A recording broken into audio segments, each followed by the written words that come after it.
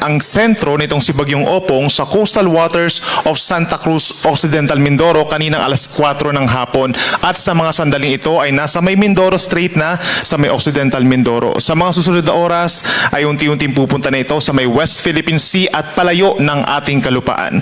Meron pa rin itong taglay na hangin sa ngayon na 110 kilometers per hour malapit sa gitna at may pagbugso hanggang 150 kilometers per hour.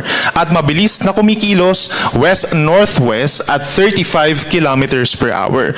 Base po sa ating latest satellite animation, itong mga kulay orange at kulay pula, associated po yan sa mga matataas na mga clouds at associated din sa mga minsang malalakas na mga pag-ulan. Kaya kitang-kita po, affected ng mga pag-ulan dahil kay Opong plus ang habagat or southwest monsoon na siyang pinalalakas nito, ang malaking bahagi ng Luzon and western section of Visayas. At nakikita na rin natin yung improving weather conditions over the eastern sections. Kabilang na dyan ang Bicol Region, Caraga Region, and Eastern Visayas ngayong gabi. Samantala, meron din tayong nakikita mga kumpul ng ulap or cloud clusters dito sa may silangan po ng Visayas. Inaasahan yung unti-unting pagpasok nitong cloud cluster sa ating area of responsibility at posible rin magpaulan sa mga susunod na araw. Kaya patuloy po natin itong i-monitor. Base po sa pinakauling track ng Pag-asa, nagkaroon po ng westward movements na nakalipas po na 24 oras itong si Bagyong Opong.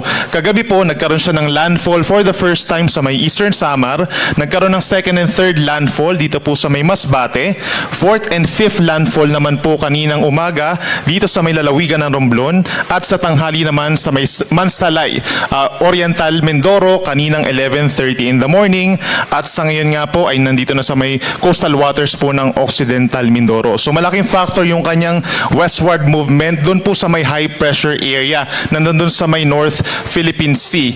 Dahilan para po maiwasan ng Bagyong Opong yung high pressure area na yon at mas nag-westward or mas bumaba pa yung track kumpara dun sa ating inaasahan noong mga 2 to 3 days ago po. No? So na-spare sa malalakas na hangin at malakas na ulan itong malaking bahagi ng Central Luzon, Metro Manila, Calabarzon at hilagang bahagi po ng Kabikulan. Samantala, unti-unti na nga angat ang bagyo, kikilos west-northwest in the next 24 hours and possibly within the next 12 hours or bukas ng umaga ay maging isang ganap na typhoon na muli ito. No? At unti-unti nga lalakas, possibly hanggang 130 kph hanggang sa makalabas ng ating area of responsibility bukas ng umaga or tanghali.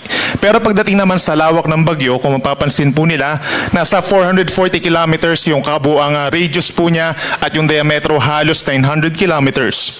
Kaya apektado pa rin po ng malalakas na hangin itong malaking bahagi ng Luzon and Visayas